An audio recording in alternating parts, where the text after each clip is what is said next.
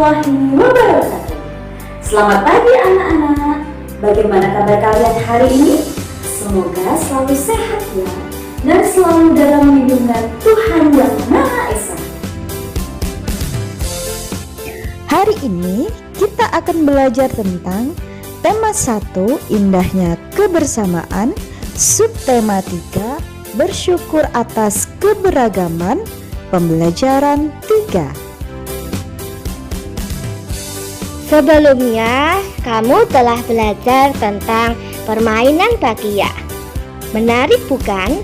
Kamu tentunya senang dapat mencobanya.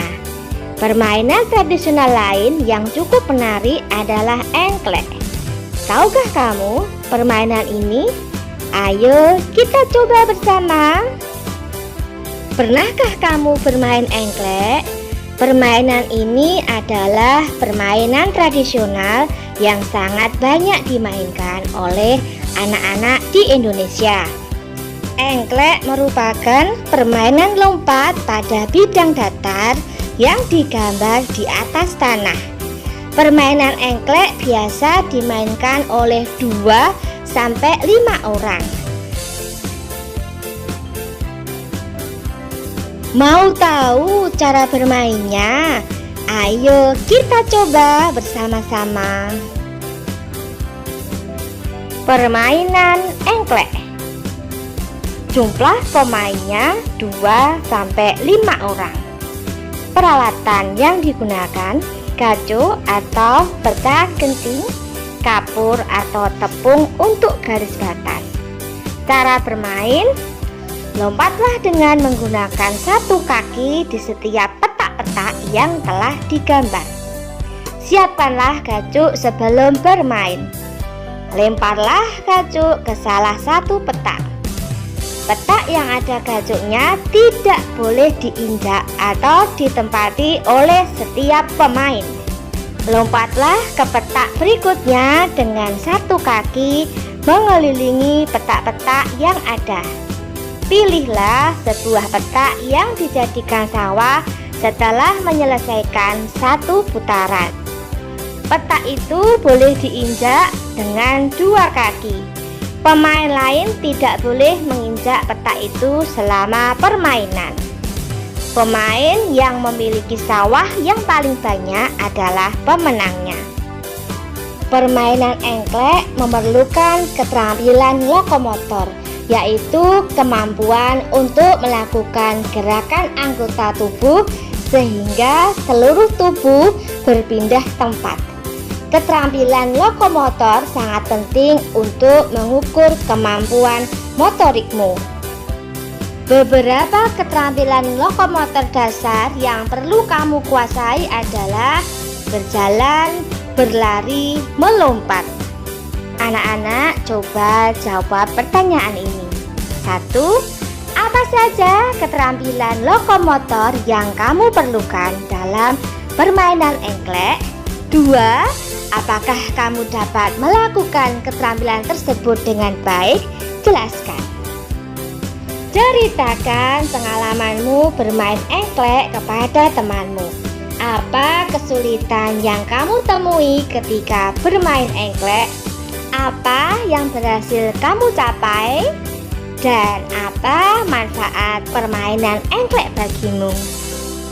Selain permainan engklek, bangsa Indonesia juga mempunyai banyak permainan yang diwariskan secara turun-temurun. Mari kita cari tahu lebih jauh tentang budaya Fahombo batu atau lompat batu yang biasa dilakukan oleh masyarakat Nias.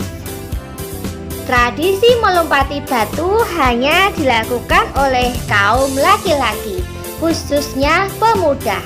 Mereka harus melompati susunan batu setinggi 2 meter dengan ketebalan 40 cm.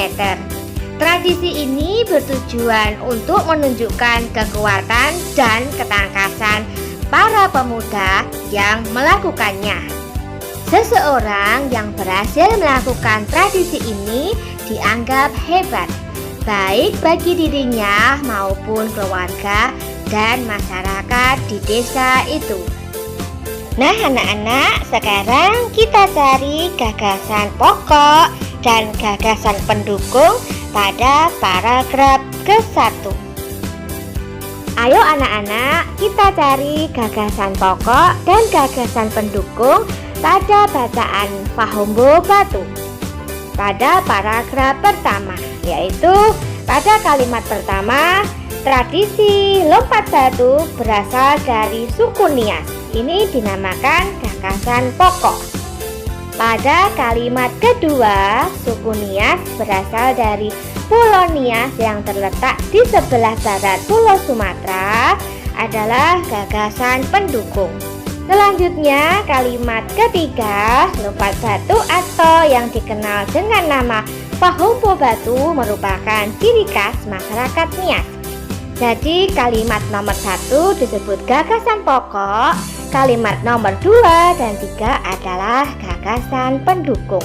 Untuk paragraf kedua dan ketiga, anak-anak kerjakan sendiri ya. Sangat mudah bukan?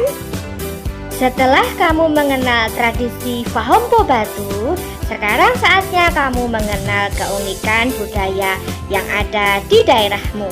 Apakah di daerahmu juga terdapat budaya yang unik? Sungguh kaya budaya Indonesia. Sebagai anak Indonesia, kita harus bersyukur dengan kekayaan ini. Kita dapat mencicipi makanan beragam, bermain permainan tradisional yang berbeda, dan tentunya mengenal kebiasaan-kebiasaan berbeda.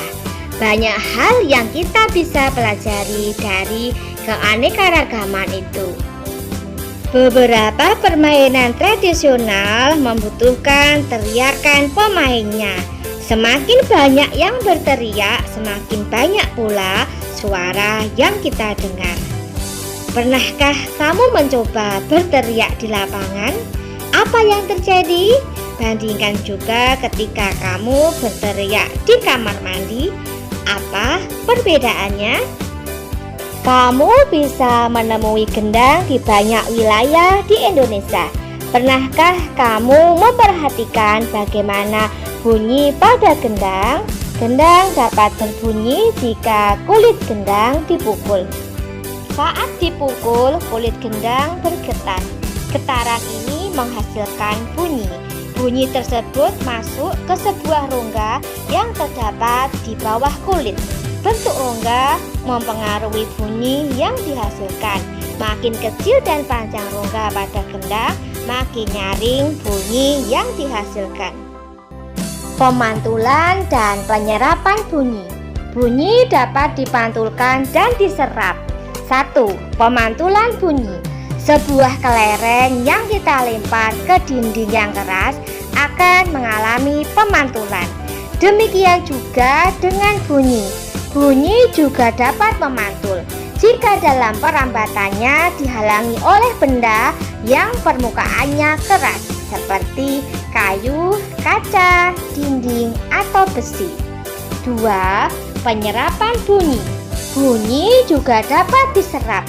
Benda-benda yang dapat menyerap bunyi adalah benda yang permukaannya lunak.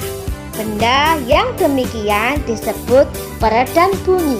Misalnya karpet, goni, kertas, kain, busa, dan wol. Benda-benda tersebut dapat digunakan untuk mencegah terjadinya gaung atau keredam. Dinding dan langit-langit gedung pertemuan, studio rekaman, dan gedung bioskop dilapisi dengan bahan-bahan tersebut supaya tidak terjadi gaung atau keredam. Macam-macam bunyi pantul. 1. Gaung atau keredam. Gaung atau keredam terjadi karena bunyi dipantulkan oleh dinding yang jaraknya tidak jauh dari sumber bunyi.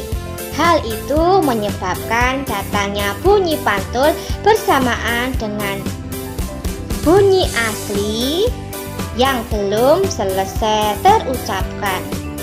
Akibatnya bunyi pantul mengganggu bunyi asli sehingga suara yang terdengar tidak jelas. 2.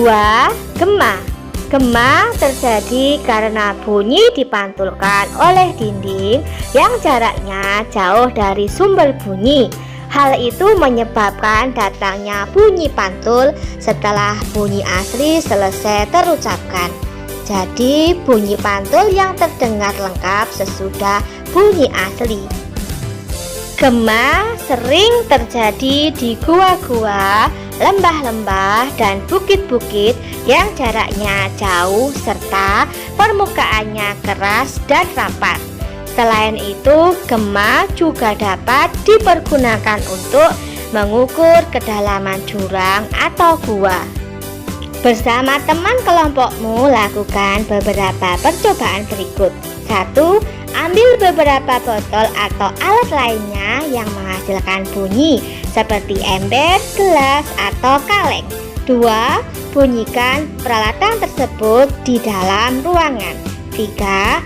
Bunyikan peralatan tersebut di luar ruangan. 4. Catat hasilnya dan bandingkan.